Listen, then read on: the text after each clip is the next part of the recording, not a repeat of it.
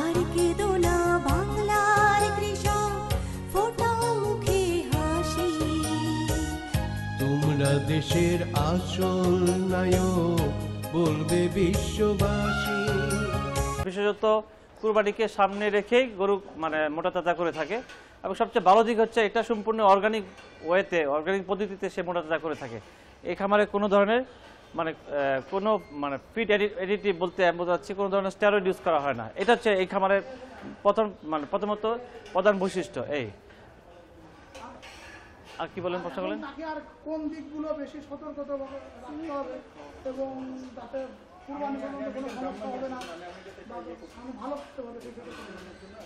এটা আসলে কোন দিকে, সব দিকেই তো ভালো আছেন, কি বলবো না। এই খামারে মোটামুটি ওভারঅল সবকিছুই তারা স্বাস্থ্যসম্মত, যথেষ্ট পরিষ্কার পরিচ্ছন্ন রাখে। যেগুলো হাইজেনিক যেগুলো মেজাজ তারা করা দরকার সেগুলো সবই করে থাকে। আমি নিয়মিত এই খামারটা ভিজিট করি, যার ফলে হয়তো তার মালিক যিনি আছেন উনি সবসময় চেষ্টা করেন আমার কথা মতো বা যেভাবে গরু লালন পালন করতে হয় সেভাবে সে ওয়েতে চলে, যার ফলে আমি মনে করি সে যথেষ্ট ভালো আছে। এবং তার এই হাইজেনিক মিজান পালন করতে যেয়ে তার আসলে রোগ সেভাবে আমি মনে করি যে রোগ অনেক কম। এটাই তার সফলতা। এটা একটা গরু মোটা করতে গেলে আমি আগে বলেছি যে খামারি যে মালিক সে প্রতিদিন অন্তত 2 বেলা খামার নিজে পরিচর্যা করবে, নিজে দেখবে, তার সুপারভিশন লাগবে। মালিকের প্রপার সুপারভিশন ছাড়া কোনো খামারে সফলতা আসবে না। এবং যেটা এই খামারের মালিক মিস্টার নিলয়, উনি সবসময় আসে, যার ফলে ওনার গরুগুলো দেখতেই পাচ্ছেন কত সুন্দর অবস্থায় এখন আছে।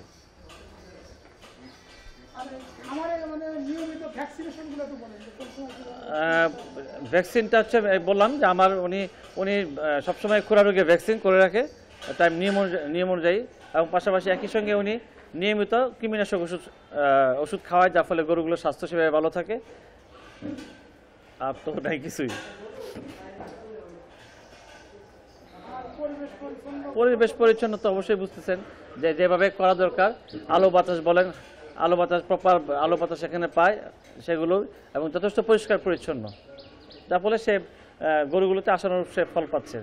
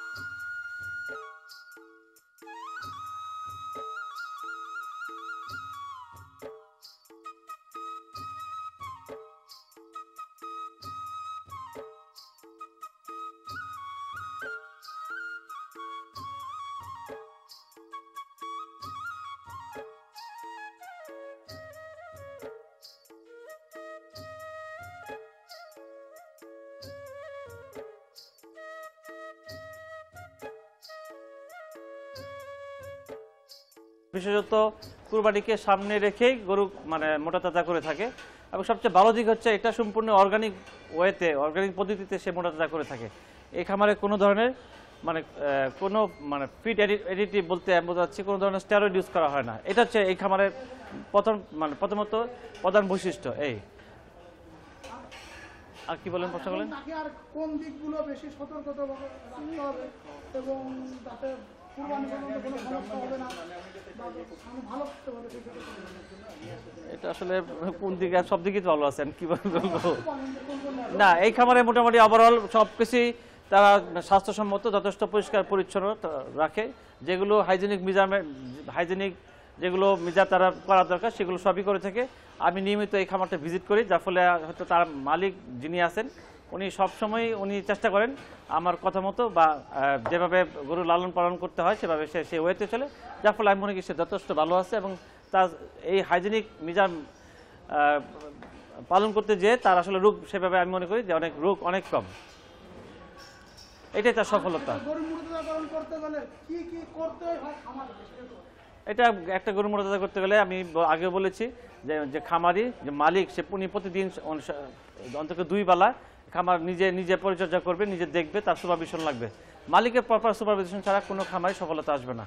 এবং যেটা এই খামারের মালিক মিস্টার নিলয় উনি সবসময় আসে, যার ফলে ওনার গরুগুলো দেখতেই পাচ্ছেন কত সুন্দর অবস্থায় এখন আছে।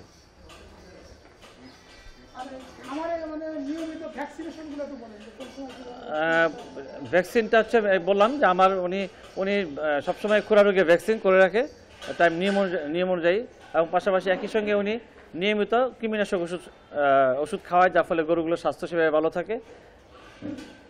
আর তো নাই কিছুই। পরিবেশ পরিচ্ছন্ন তো অবশ্যই বুঝতেছেন যে যেভাবে করা দরকার, আলো বাতাস বলেন, প্রপার আলো বাতাস এখানে পায় সেগুলো, এবং যথেষ্ট পরিষ্কার পরিচ্ছন্ন, যার ফলে সে গরুগুলোতে আশানুরূপ সে ফল পাচ্ছে।